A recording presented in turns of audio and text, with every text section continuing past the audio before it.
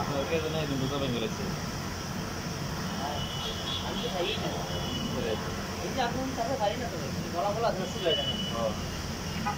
এটা পারি এটা কই লাভ না না